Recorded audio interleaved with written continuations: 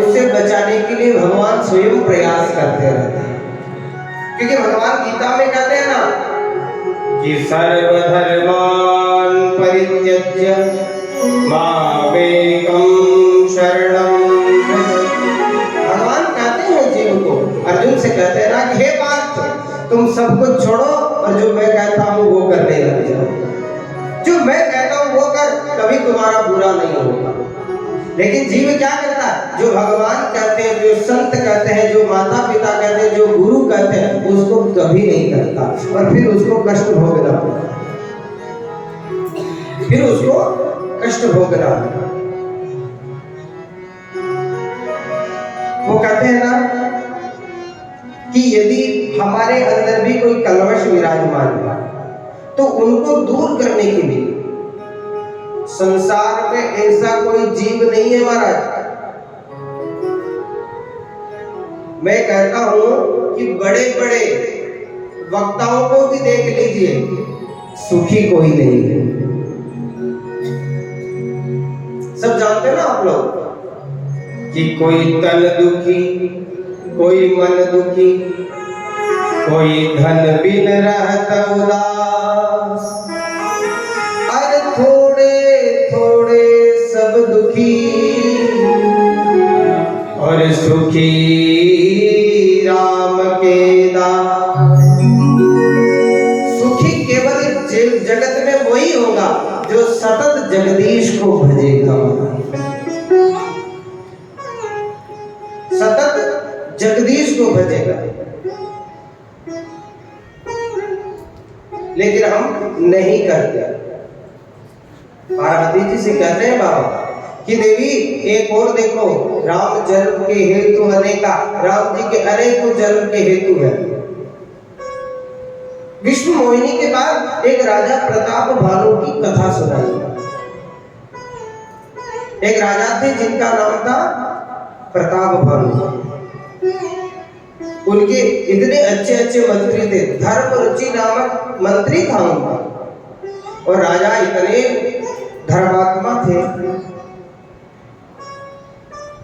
एक दिन एक राजा से दूसरे राजाओं में तो युद्ध होता ही है। एक दिन प्रताप भानु के जीवन में क्या हुआ कि एक दिन वो जंगल में चले गए,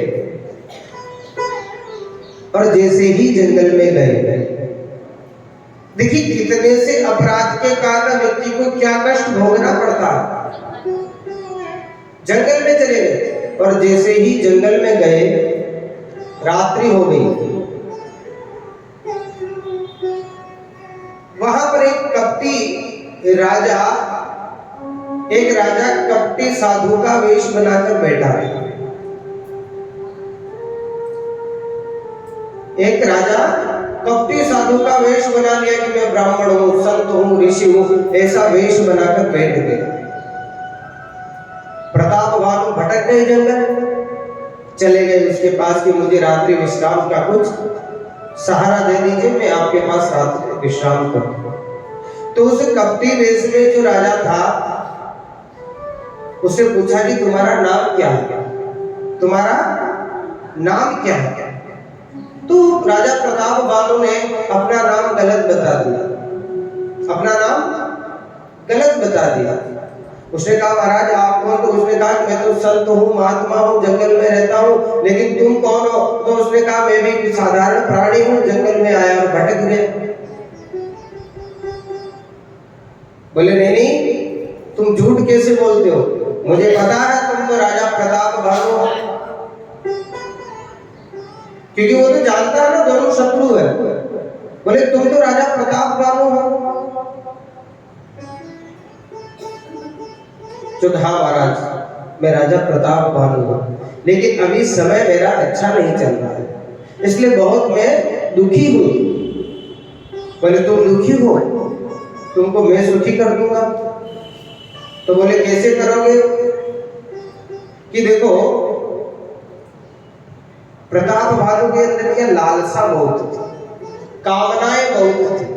वो ये चाहता था कि मैं छत्रपति राजा बन जाऊं, इसको लेकर दुखी था। और व्यक्ति दुखी क्यों होता है? जो है उसका आनंद नहीं लेगा, जो नहीं है उसको प्राप्त करने के लिए प्रयास में दुखी रहता है। हम भी करते हैं ना भी अपने घर में सब कुछ है फिर भी पड़ोसी कुछ ले आया तो उसके कारण अपन दुखी है कि या तो हमको भी आए या भगवान करे कि इसकी ये चीज खराब हो जाए, या तो मुझे भी मिले पर या फिर इसकी भी खराब हो जाए।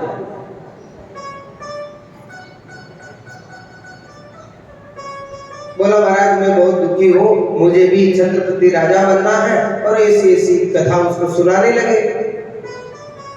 अब देखिए राजा लोभ में मोह में इतना फंसा हुआ था कि वो कपटी साधु है ये भी नहीं जान सका, कपटी साधु है ये भी नहीं जान सका, क्योंकि जब लोभ मोह आएगा ना तो सबसे पहले व्यक्ति का विवेक बंद कर देगा, सोचने समझने की क्षमता को मंद कर देगा, व्यक्ति के पास विचार कुछ भी नहीं रहेगा।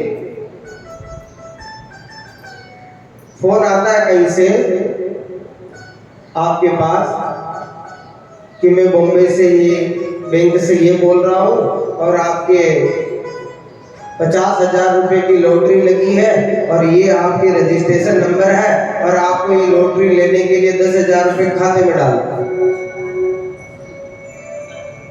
50,000 रुपए के सुनते ही व्यक्ति लोभ में ऐसा आतुर होता है कि उसको पता नहीं चलता और वो दौड़ के जाके 10,000 रुपए डाला। थोड़ी देर में पता चलता है कि उस व्यक्ति ने फोन बंद कर दिया। तो यहाँ पर तो फोन बंद हुआ और व्यक्ति जीवन का क्या होता है, जैसे ही लोभ में पड़ता है और मति मंद हो जाता है, मति मंद, बुद्धि काम करना बंद कर देती है। राजा उस कपटी साधु ने राजा को इतना प्रलोभन दिया,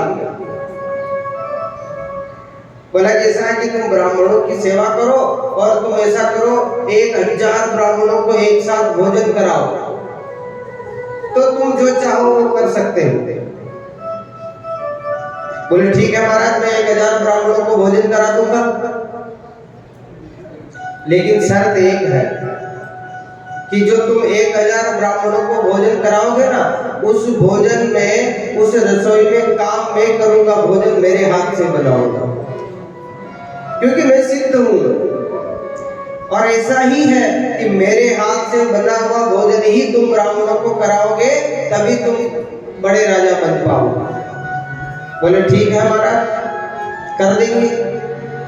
अब राजा चला गया अपने राज्य में और 1,000 ब्राह्मणों को निमंत्रण दिया, भोजन की व्यवस्था होने लगी और ये कपटी साधु भी पहुंच गया।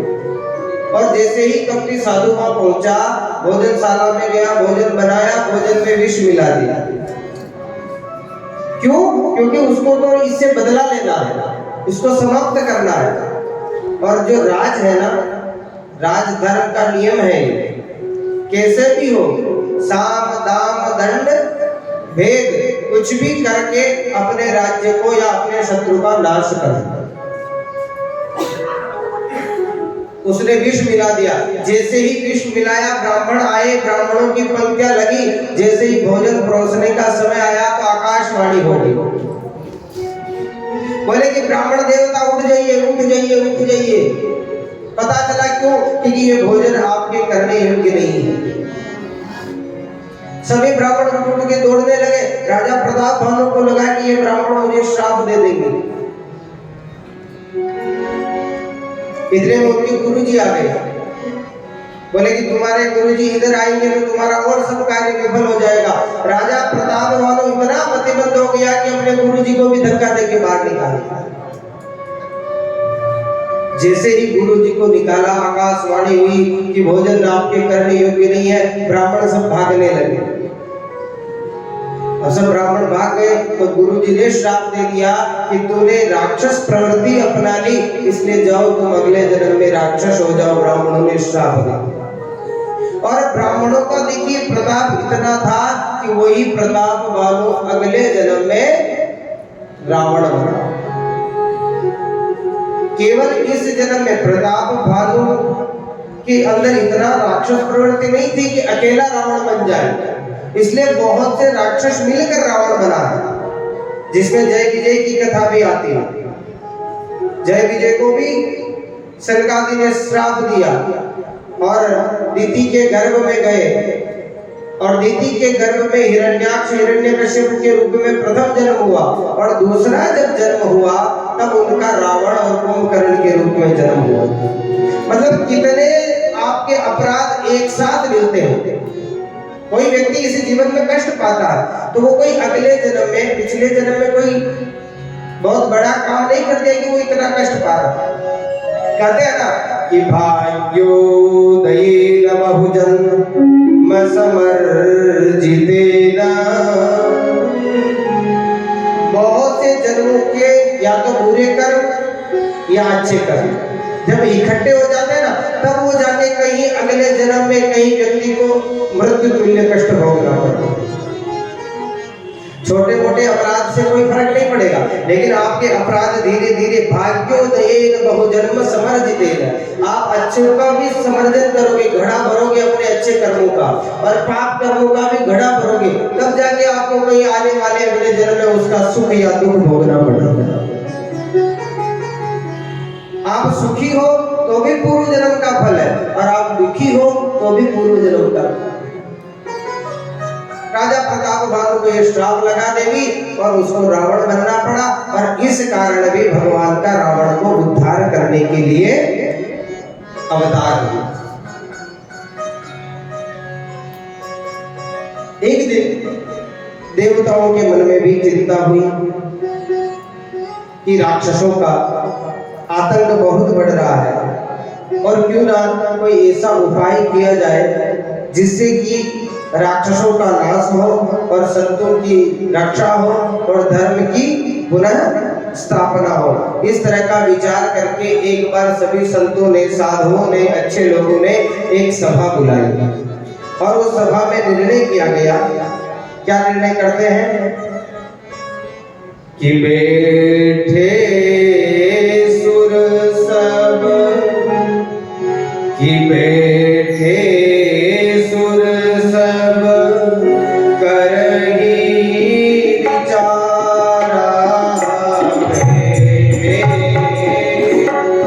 सब करही विचारा, कहवाएंगे प्रभु करिए पुकारा, कर गए पुण्य जान करोगे, हो गए पैनिधि कसम सोगे, भगति जस प्रीति प्रभु तहि प्रगट सदा गिरी समाज गिर जाए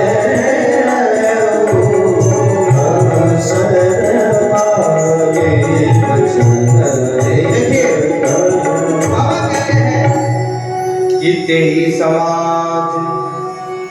किते ही समाज गिरजा में रह, और ते ही अवसर पाई वचन एक कह। बाबा कह रहे कि देवी, जो संतों की सभा थी कि कैसे धर्म बचेगा, कौन असुरों का उद्धार करेगा, कौन इस धरती के भार को हरेगा, ये जो सभा हो रही थी ना, उस सभा में मैं भी था, और मैंने एक समय पाया, अवसर पाई वचन एक कहे। क्योंकि सभा में यही था कि प्रभु कैसे आएंगे, कहाँ आएंगे, कौन आएंगे, कहाँ प्रकटेंगे, सब ये विचार चल रहा है। लेकिन जैसे इस समय मिला ना, तो फिर मैंने भी उन संतों के सामने मेरे विचार प्रकट कर कि आप भगवान को कहीं खोजिए मत, केवल अपनी पीड़ा को भगवान को बता दीजिए कि अपने को करना क्या है। मैंने उन संतों से कहा, क्या कहा कि हरि व्यापक सर्वव्यापक सर्वज्ञ समाना प्रेम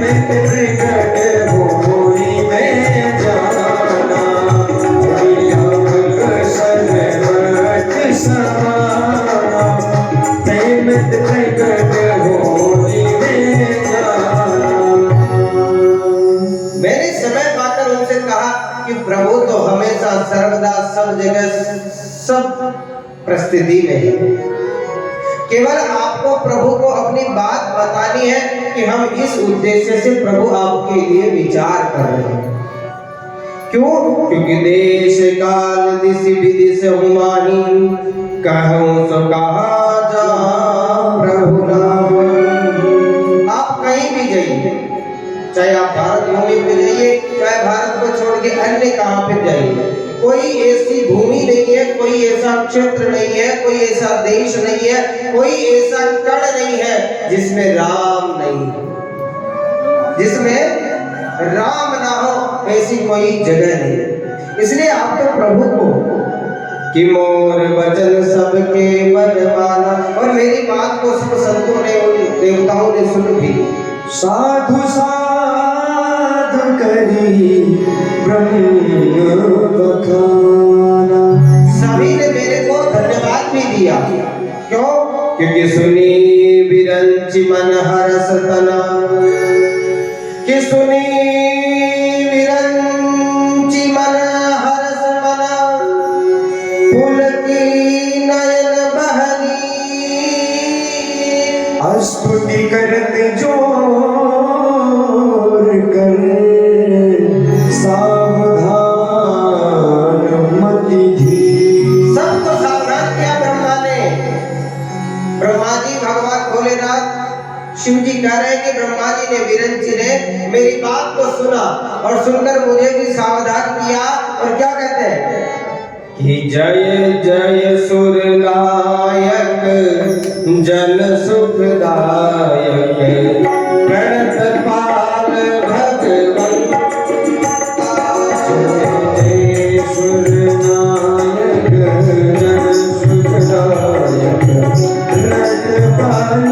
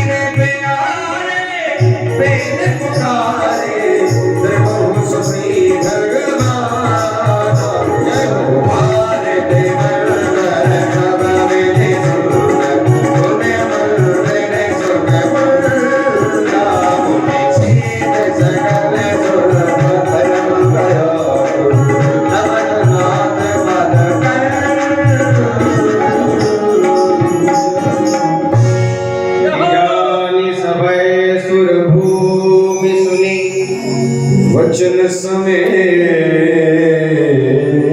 सने गगन गिरा गंभीर भई हरनि शोक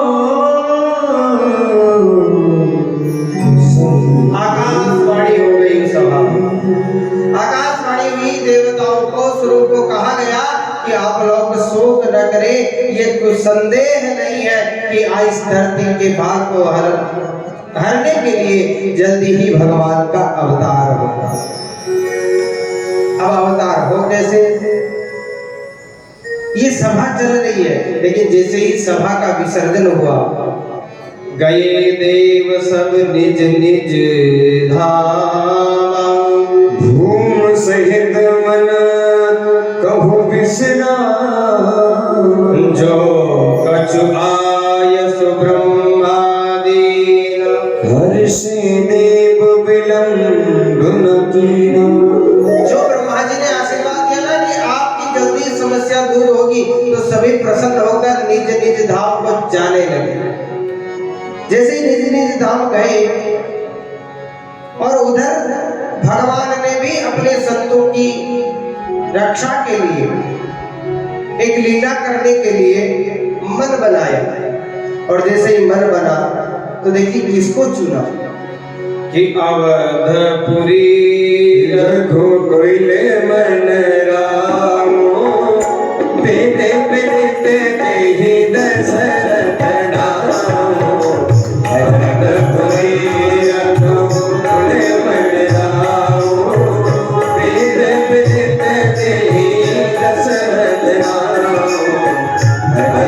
धुरंधर कुटि निज जानी, हृदय भगत मन सारंग पाने। अवधपुरी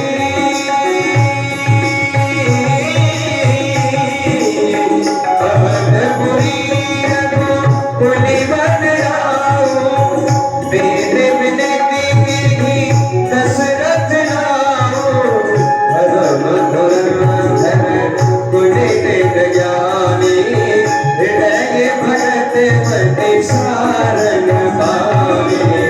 अवधपुरी रघुकुल मन रामो, बेटे बिनती कीन्ही दशरथ नामो। सुंदर नगरी है सरयू की कलकल धार है, सुंदर अति पावन पवित्र नगरी है, वेद विदित है। ये वेदों में जिसका वर्णन है और जन जन इस नगरी को जानता है। उसके एक बहुत बड़े धर्मात्मा विद्वान राजा है जिनका नाम दशरथ है। क्या होता है? दशरथ कैसे है कि धर्म धुरंधर गुण निधि ज्ञानी। धर्म धुरंधर है, खुद धर्म को जानते हैं, धर्म का आचरण करते हैं और खुद धर्म की रक्षा करते हैं। और गुण निधि ज्ञानी, और सभी गुणों से संपन्न है, ज्ञानी भी है। और हृदय भक्ति मति सारंग पाणी, और हृदय में भक्ति है किसकी?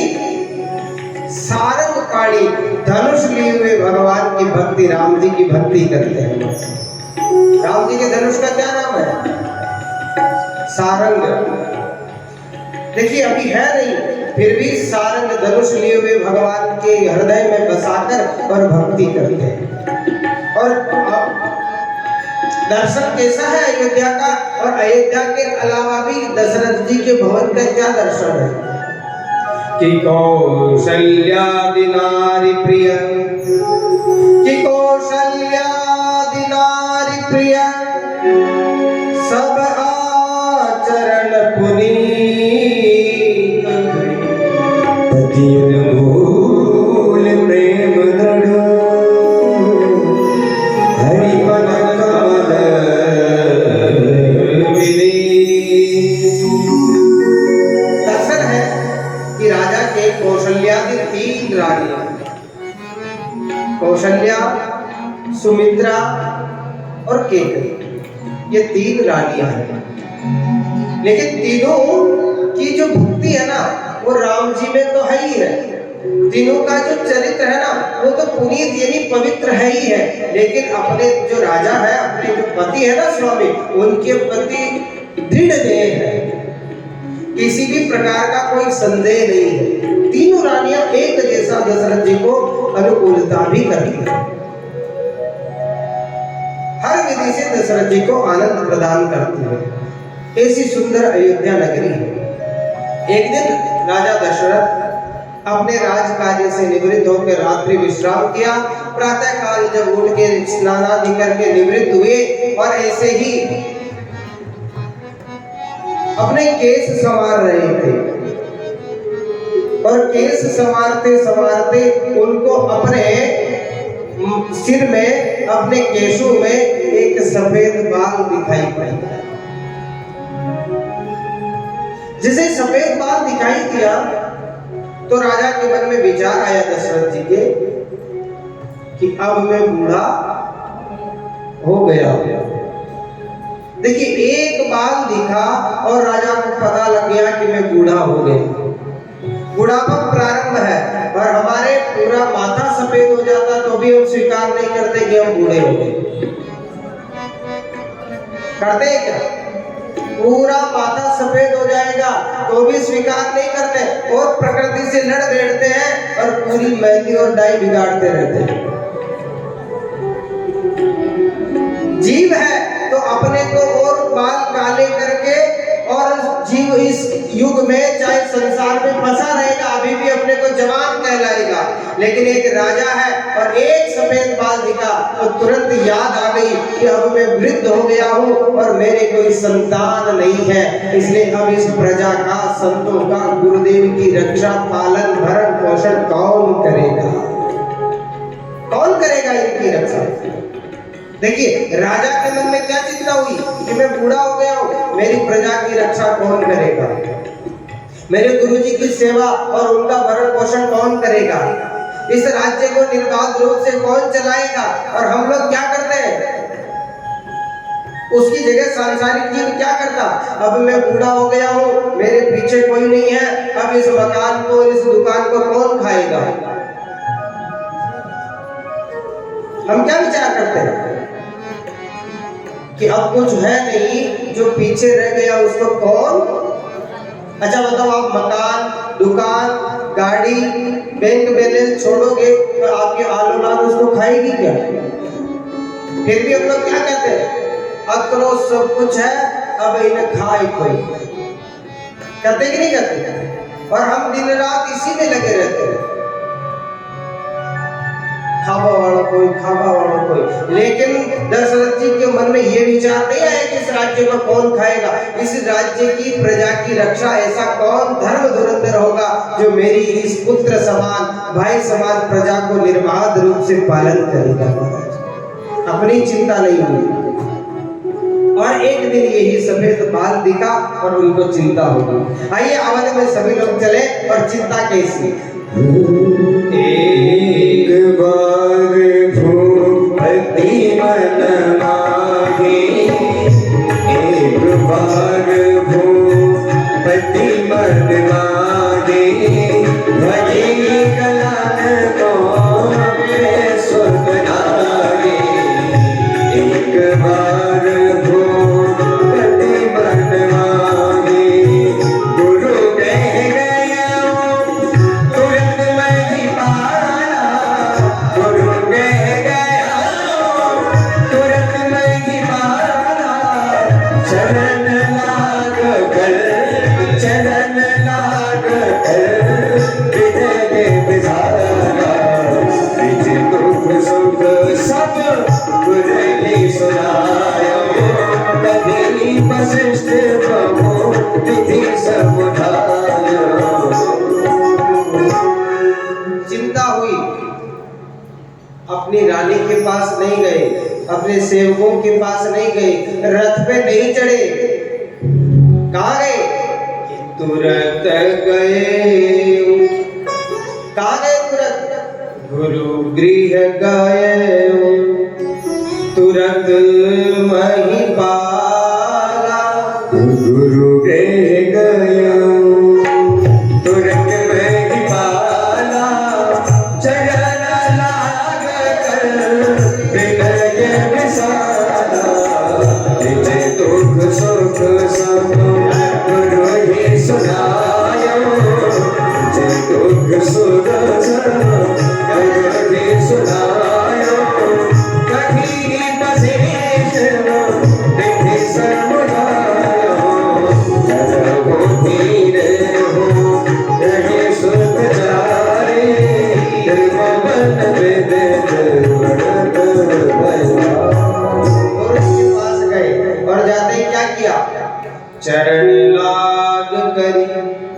विनय विशाल।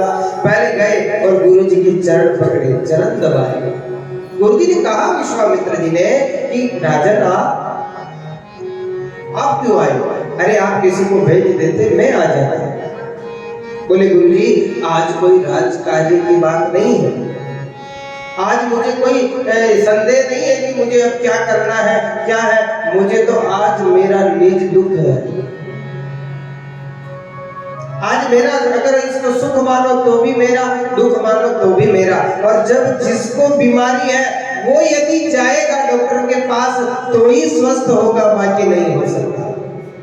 अच्छा बीमार आप और आपके बेटे को आपने डॉक्टर के पास भेज दिया, बताओ आपकी जांच होके आपकी बीमारी का पता लग जाएगा और आप स्वस्थ हो जाओगे? आपके पेट में गांठ है, कमर में गांठ है, गले में गांठ है और आपके बेटे का, बेटी का, पोते का, नाते का ऑपरेशन करा दोगे तो बोलो आप ठीक हो जाओगे क्या? अरे बोलो ना जोर से। मतलब आराम भी कर लिया आप लोगों ने, भोजन भी कर लिया, चाय भी पी ली, फिर भोजन करने का समय आ गया, फिर भी आप लोग बोल नहीं रहे।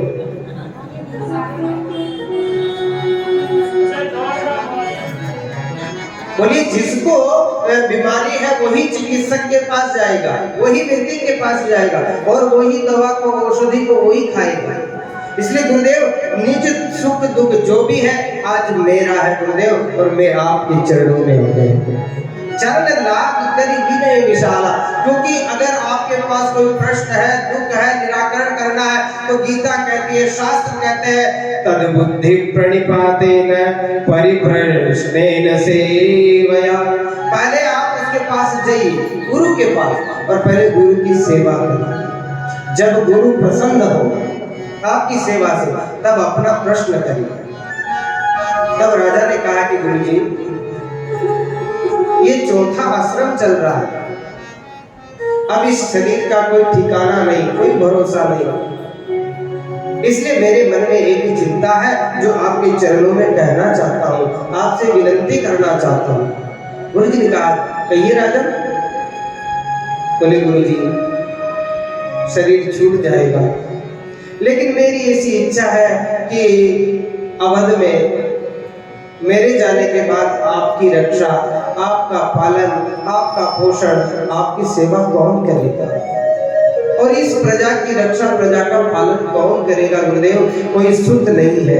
आपका शिष्य मेरे जाने के बाद आप किसको शिष्य मानेंगे? इसलिए गुरु जी कृपा करें, और आप कृपा करेंगे तो निश्चित ही अवध में भी किलकारी गूंज जाएगी, निश्चित है। गुरु जी ने क्या कहा? गुरु जी कहते हैं कि राजन ये तो तुमने बहुत अच्छी बात कह दी, और आज तक मैंने तो इसके बारे में सोचा भी नहीं था। राजन तुम चिंता मत करो, प्रसन्न हो गए। आपको पता बीमारी चाहे कितनी भी हो, डॉक्टर चाहे तो बिना कैंसर के व्यक्ति को मार दे, और डॉक्टर चाहे तो कैंसर वाले को जिला दे।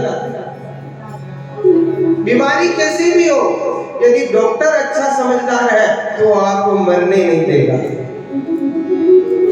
और बीमारी नहीं है, आप डॉक्टर के पास चले जाओ, वो आपको बिना बीमारी के बीमारी बता के उस बीमारी को प्रकट करके आपको मार दे। गुरु जी ने कहा राजन चिंता नहीं हो, सब अच्छा होगा, लेकिन तुमको क्या करना है कि धरऊं धीर हो, यही सब चाहे देखो बन दे भगत भरे हारे। ऋषि वशिष्ठ बुलावा, ऋषि वशिष्ठ बुलावा,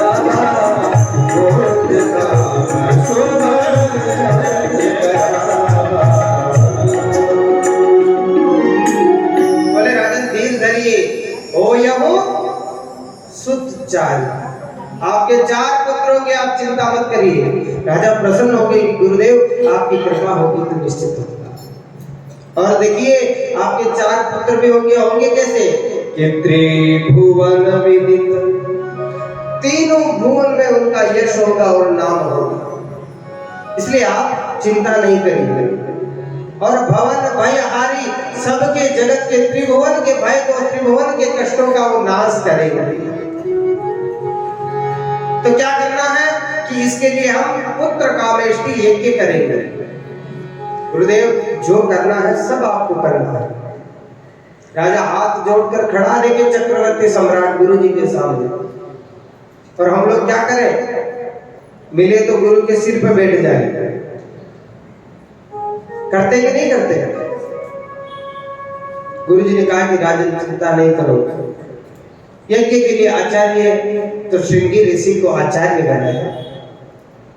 लिखा है ना, श्रृंगी ऋषि ही वशिष्ठ बुला। श्रृंगी ऋषि को महाराज बुलाया वशिष्ठ जी ने, बुलाकर कहा कि पुत्र कामेष्टि यज्ञ करना है, आपका आचार्यत्व रहेगा। श्रृंगी ऋषि ने भी बात मान ली। और देखिए श्रृंगी ऋषि कौन है? ये श्रृंगी ऋषि राजा दशरथ जी के जवाई हैं। दशरथ जी की एक पुत्री थी जिसका नाम था शांता, और वही श्रृंगी ऋषि को दे दी गई थी याचना में। इसलिए पुत्री बहुत पहले हो गई है, लेकिन अब वशिष्ठ जी ने जब बुलाया पुत्रेष्टि यज्ञ के लिए, तो अब देखिए श्रृंगी ऋषि के आचार्यत्व में और वशिष्ठ मुनि के सानिध्य में सुंदर एक पुत्रेष्टि यज्ञ का प्रारंभ होगा। और देखिए जैसे ही यज्ञ प्रारंभ हुआ और जैसे ही पूर्णता की ओर बढ़ रहा है, और उसी पूर्णता के समय क्या हुआ कि एक भगवान, यज्ञ नारायण भगवान एक चरु लेकर प्रकट हो गए। यज्ञ भगवान जब चरु लेकर प्रकट हुए ना, तो उसमें यज्ञ का फल था, प्रसाद था, खीर मान लीजिए। जैसे यज्ञ भगवान प्रकट हुए खीर का चरु लेके, और वैसे ही रानियों को खीर बांट दी। खीर कैसे बांटी कि जो बड़ी वाली रानी है ना कौशल्या जी, आधी उनको दे दी और आधी केकई को दे दी। और अब क्या किया, जब आधी आधी दोनों रानियों को खीर दे दी ना, तब दोनों रानी ने अपना आधा आधा भाग निकाल के सुमित्रा जी को दे दिया। अपना आधा आधा भाग निकाला और सुमित्रा जी को दे दिया। गुरु के आदेश से सबने उस प्रसाद को पा लिया, और गुरु जी ने आशीर्वाद भी दे दिया कि बहुत शीघ्र ही हमारे अवध में भी आपके पुत्र 4 पुत्र होंगे। जैसे ही गुरु ने आशीर्वाद दिया, यज्ञ पूर्ण हुआ, धीरे धीरे समय की प्रतीक्षा करने लगे और अवध धीरे धीरे स्वर्ग की तरह सजने लगे। क्यों सज रहा है? स्वर्ग की तरह इसलिए सज रहा है कि भगवान वैकुंठ के अधिपति आने वाले हैं। हर्ष हो रहा है, और महाराज दशरथ और तीनों रानियां इतनी हर्षा रही है कि कब गुरु जी का आशीर्वाद फलीभूत हो जाए। कोई संशय नहीं है कि शुद्ध 4 ही होंगे, क्योंकि गुरु जी ने कहा है। अब रानियां विचार ये कर रही है कि हम रानी 3 है, शुद्ध गुरु जी ने आशीर्वाद 4 का दिया है। अब न जाने किस पे कितनी कृपा होगी गुरु जी की कि किसको 2 पुत्रों की मां बनने का सौभाग्य मिलेगा। किसी ने कुछ विचार किए, किसी ने कुछ विचार किए। कौशल्या जी ने कहा कि देखो, किसी के 2 हो, किसी के 1 हो, उसे कोई मतलब नहीं है, लेकिन हर माँ 4 पुत्रों की माँ होगी। हर माँ 4 पुत्रों की माँ होगी। देखिए एक माँ का नेक विचार देखिए, हर माँ के 4 पुत्र होंगे। आप ऐसा विचार मत करो। धीरे धीरे धीरे धीरे समय आया, 1 वर्ष बीता, नवीन वर्ष प्रारंभ हुआ और नव वर्ष का चैत्र मास प्रारंभ हो गया। चैत्र मास का भी शुक्ल पक्ष आ गया। इतना पावन नवरात्र का उत्सव चल रहा था। धीरे धीरे धीरे धीरे एक तिथि भी आ गई। क्या विचार है कि जोग लगन गृह बार तिथि, कि जोग लगन गृह बार तिथि, सकल भय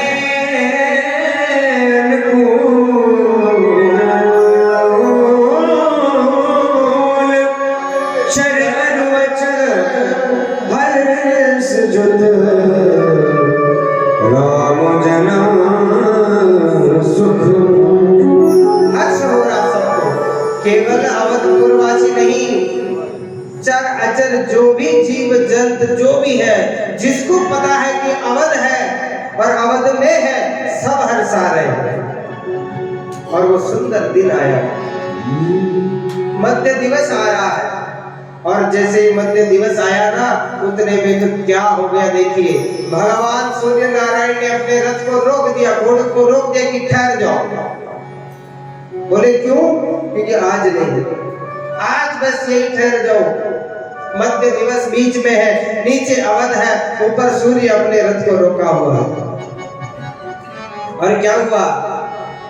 नवमी तिथि मधु मास पुनीता। नवमी तिथि मधु मास पुनीता। सुकल पक्ष जित हर बीरा। मध्य दिवस अति सीते नहारा। मध्य दिवस सीते नहारा। हवन गार लोग बिसरावा। शीतल मन सुलभ बरवाओ। हरे सिद्ध सरस देने बनवाओ। सुंदर नवमी तिथि आ गई चैत्र मास की, और मध्य दिवस अति शीतल घाम। चैत्र मास में बताइए, ठंड ज्यादा होती कि गर्मी ज्यादा होती?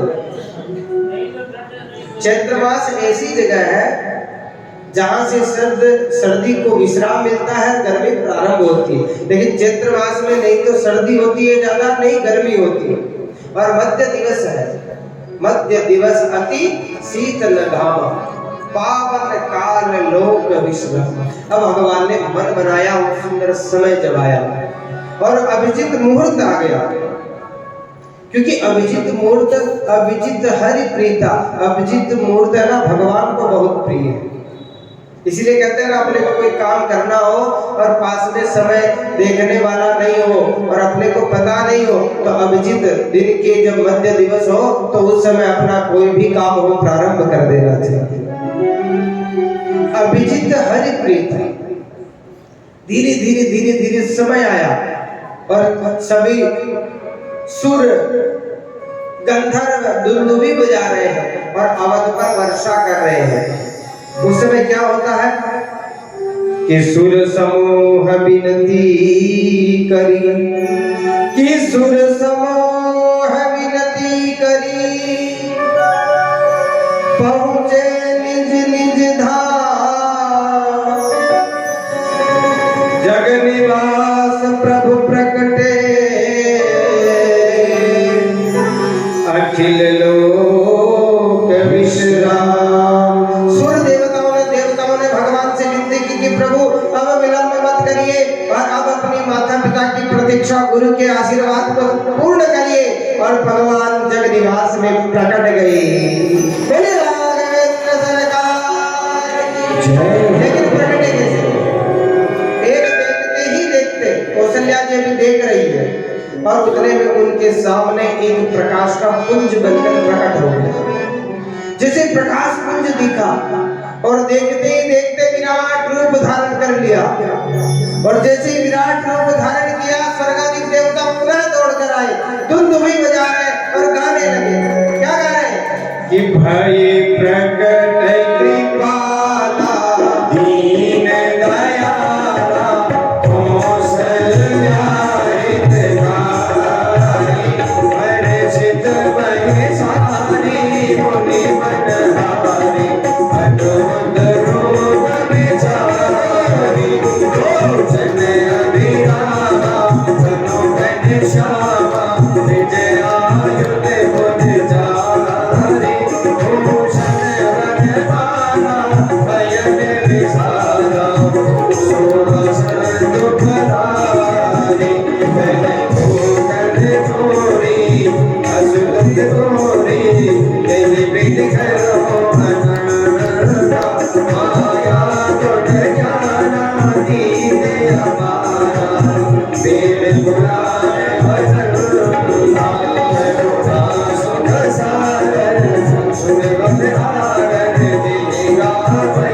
बुद्धि संता जो माये तरागी जन अनुरागे भेटे श्री करता मान दिखाया निर्मित माया रोम रोम गति में जगे मनोर समासी एव भासी सुरधीर मति निर्गरे जा जब ज्ञाना को मुस्काना जगते बहुत तिथि मार्ग बुझाई यही प्रकार सभी प्रेम दये माता मुनि बोली सोमति बोली धनमुदाते ये रूपा कीजे शिशुलीला अति प्रिय शीला यह सुखमर रोमा सुने वचन सुजाना रोदन धारा कोई बालक सर को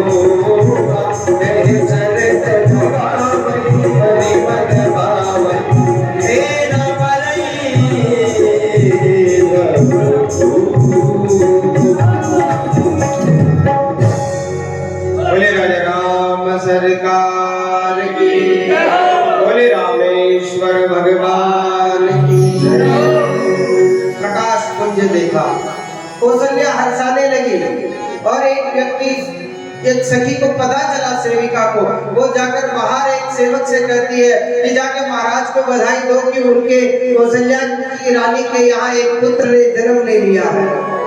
और जैसे ही बंदी जन दौड़ कर गया, दशरथ जी से कहा कि महाराज बधाई हो, आपकी कौशल्या को पुत्र हुआ है। जैसे ही राजा को ये पता चला कि कौशल्या के पुत्र हो गया और राजा कौशल्या की ओर दौड़ते इतने में दूसरा द्वारपाल मिल जाता है। बोले महाराज कहाँ जा रहे हैं, बधाई हो। बोले क्या हुआ, मुझे समाचार मिल गया कि कौशल्या जी के पुत्र हुआ है। बोले नहीं महाराज, हम तो दूसरे जगह से आए हैं। बोले कहाँ से, तो बोले कि कैकेयी के भी एक लाल भयो है महाराज। जब देखिए सब दौड़कर कौशल्या की ओर जा ही रहे थे कि तीसरा भी मिल गया। बोले महाराज आपको बधाई हो, आपके सुमित्रा जी के यहाँ दो लाला भय है महाराज। इतना सुंदर राजा हर्ष लाने लगे। जैसे ही अवधवासियों को पता चला, सब लोग दौड़ पड़े कि आज हमारे महाराज के चार पुत्र हुए हैं। जैसे हमारे घर में किसी के पुत्र संतान नहीं है और बुढ़ापे में संतान होती है, क्या बुआ नानी मौसी, जिसको पता चलता सब जल्दी से जल्दी चले एक बार उसको देख आए। होता कि नहीं होता? तो सब प्रजापुरवासी दौड़ रहे हैं, सब एक साथ दौड़ रहे हैं और गा रहे हैं जिनमें अवध मेरा मंगल गाओ रे, जिनमें अवध मेरा मंगल गाओ रे, सबको ये पैगाम घर घर जाओ रे, जिनमें अवध मेरा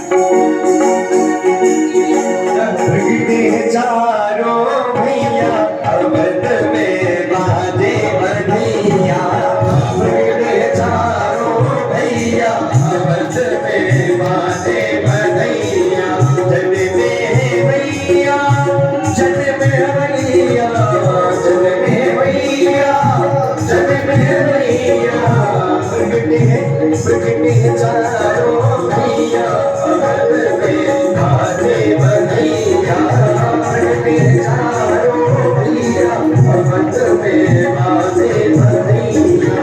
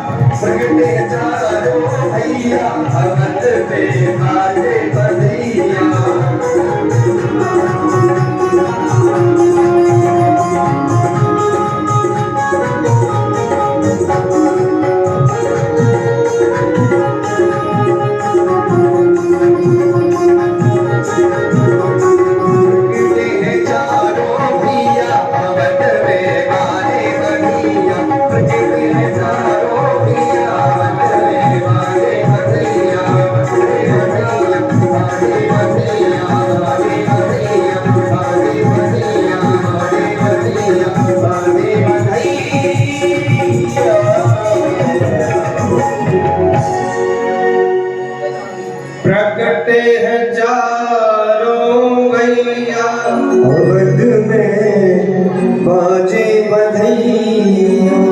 बाजे बधैया मैया बाजे बधैया। बाजे बधैया मैया बाजे बधैया। हर से है तीनों मैया अवध में बाजे बधैया। प्रगटे हैं चारों भैया अवध में बाजे बधैया। सुंदर महोत्सव चल रहा है, अबीर गुलाल सब कुछ उड़ रहा है। राजा दशरथ तीनों मैया खूब हर्षा रही और भोले बाबा भवानी से पार्वती जी से बोलते हैं, क्या बोलते हैं कि देवी कि यह रसस्य काहू नहीं जाना, कि यह रहस्य का वो नहीं जाना, दीन मणि चल करत गुणगान। देखि महोत्सव सुर मुनि नागा, चले भवन बरनत निज भाग। भगवान कहते हैं बाबा कि गिरिजा, इस समय मैंने तुमसे एक चोरी कर ली।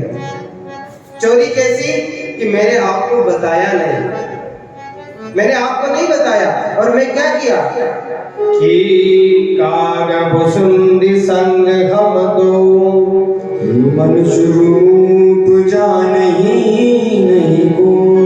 मैं आपको एक बात बताता हूँ कि जब वो जन्मे ना प्रभु, तो मैंने एक आपसे चोरी की, आपको बताया नहीं। और काग भुसुंडी के साथ हमने मनुष्य का स्वरूप धारण किया और हम भी अवध के उत्सव में सम्मिलित हो, हम भी अयोध्या पहुंच गए थे। सुंदर कथा। और जब हम अयोध्या पहुंचे तो क्या हुआ कि परमानंद प्रेम सुख फूले, कि परमानंद प्रेम सुख फूले, बीतिन बिरही मगन मन भूले। हम लोग चले तो गए, लेकिन गलियों इतनी सकरी थी, इतने आ रहे जा रहे लोग थे कि हम लोग ये भी भूल गए कि कैलाश किधर है।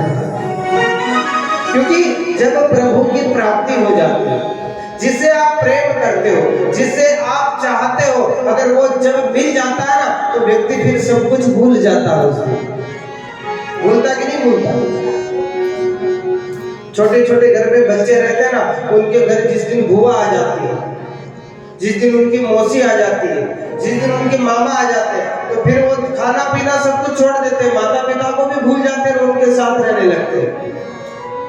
रहते कि नहीं रहते? तो इसलिए भगवान भोलेनाथ तो अपने प्रियतम को प्राप्त हो गए, तो इसलिए ये भी भूल गए कि उन बीतियों में उन गलियां इतनी सकरी, इतनी भीड़ थी कि हम ये भी भूल गए कि हम किस रास्ते से आए और अब किस रास्ते को जाना है।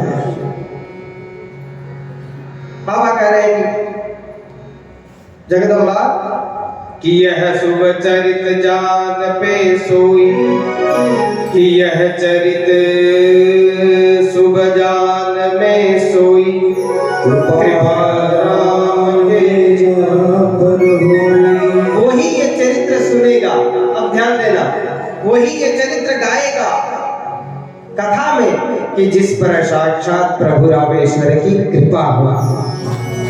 बाबा कह रहे हैं कि यह शुभ चरित जान में सोई, कृपा राम के जा पर हो। बिना राम की कृपा से कोई राम जन्म देखना तो क्या, राम जन्म की कथा भी नहीं सुन सकता है जगदम्बा। इसलिए मैं धन्य था कि मेरे राम जन्म में अवध में मनुज रूप में उपस्थित हो गया। सुंदर कथा सुना रहे हैं भोले बाबा। और क्या कह रहे हैं कि मन संतों से समझ के, कि जह तह देहि असीस, सकल तिनय चिरजीव हूँ,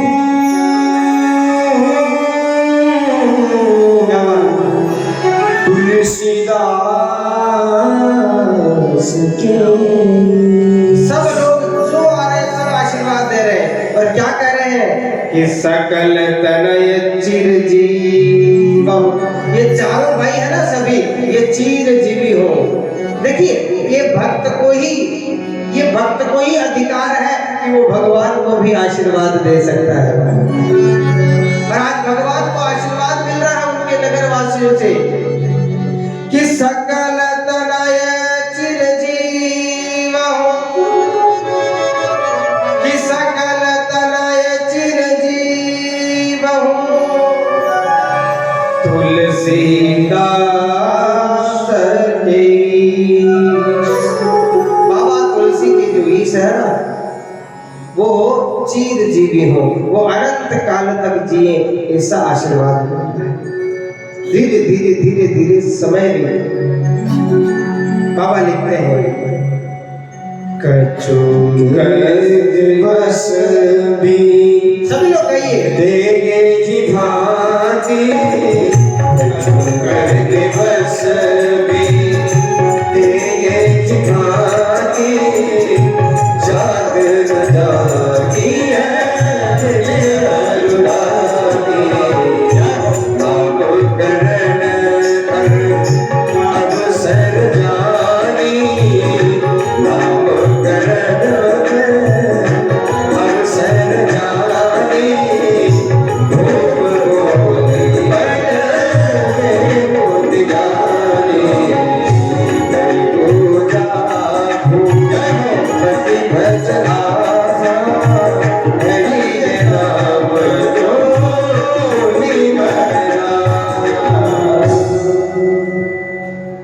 समय तो ऐसे ही बीता। कैसे? जैसे ऐसा लग रहा हो कि आज ही राम जी का जन्म। कुछ का मतलब कि 1-2-10 दिन नहीं, कितने मास बीत गए और ऐसा लग रहा है कि आज ही राजा के लड़का हुआ। धीरे धीरे समय बीत गया और नामकरण का भी शुभ समय आया। राजा ने सभी विद्वानों को एकत्रित किया, मुनि वशिष्ठ को बुलाया और देखिए अब नामकरण संस्कार के समय सभी माताएं अपने अपने लाल को लेकर बैठी हैं। राजा दशरथ विराजमान है और सद्गुरुदेव वशिष्ठ मुनि विराजमान है। और अब देखिए क्या होता है। जिनको बुलाया ना मुनि को नामकरण करने के लिए, अपने गुरु जी को, तो राजा ने सर्वप्रथम क्या किया कि करी पूजा भूपति अस भाषा, करी पूजा भूपति अस भाषा, हरि ये नाम जो मुनि मन राजा, तिनके नाम अनेक अरूपा, अनेक अरूपा, वेद प्रकार सुमति अरूपा। बोले गुरु जी अब आपकी शुभ अवसर है और आपने अपने मन में जो नाम सोच रखा है ना वो आप बोल दीजिए, वो कह दीजिए। अब इनका नाम धर दीजिए। अब नाम धरिए महाराज। तो देखिए अब क्या कहते हैं कि जो आनंद सिंधु सुख राशि, जो आनंद सिंधु सुख राशि, सीकर दे लोक बाजे, जो सुख बोले कि जो ये आपका पहला राजा है ना कौशल्या जी का, वो तो तीनों लोगों को सुख और आनंद प्रदान करेगा। क्या करेगा? तीनों लोगों को सुख और आनंद प्रदान करेगा। तो क्या नाम होगा प्रथम लाला का कि जो सुख धाम राम अर्श नाम, जो सुख धाम राम अर्श नाम, अखिल लोक जगदीश राम। ये आपका जो बड़ा बेटा है, कौशल्या का पुत्र है, वो सबको सुख प्रदान करेगा जो उसके शरण में आ जाएगा। इसलिए इनका नाम राम होगा। बोले राम भगवान की। इनका नाम राम होगा। अच्छा महाराज, इनका नाम राम होगा। अब हमारे दूसरे बेटे हैं, इनका भी नामकरण करिए। और देखिए गुरुदेव ने जैसे ही दूसरे पुत्र को देखा और कहने लगे कि राजन, विश्व भरण को सनतक जोई, विश्व भरण को सनतक जोई, ताकर नाम सरोदे, जागे सुमरन तेरे नाम। जो आपका दूसरा बेटा है उसका नाम क्या होगा कि विश्व भरण पोषण कर सोई। आपका जो दूसरा बेटा ना वो तो जगत का भरण पोषण करेगा। इससे तो जगत को अन्न की पूर्ति होगी, खाना पीना सुख दुख सब इनके अनुसार चलेगा। इसलिए इनका नाम भरत होगा। फिर भरत लाल की। अब तीसरे नहीं, अब पहले चौथे बेटे का नामकरण करें। और क्या करें कि जिनके सुमिरन, जिनके सुमिरन तेरे गुणाशा, जिनके सुमिरन तेरे गुणाशा, नाम सत्यो हरा वेद प्रकाशा, जाके सुमिरन सुमिरन करने से शत्रुओं का नाश हो जाएगा। कि राजा दशरथ फलाने आदमी से लड़ने गए थे। सुनी क्या कभी? राजा दशरथ तो इतने प्रतापी थे कि उनके बेटे के नाम का सुमिरन करिए दूसरों के ही शत्रुओं का नाश हो जाता है। इसलिए आपका जो ये चौथा बेटा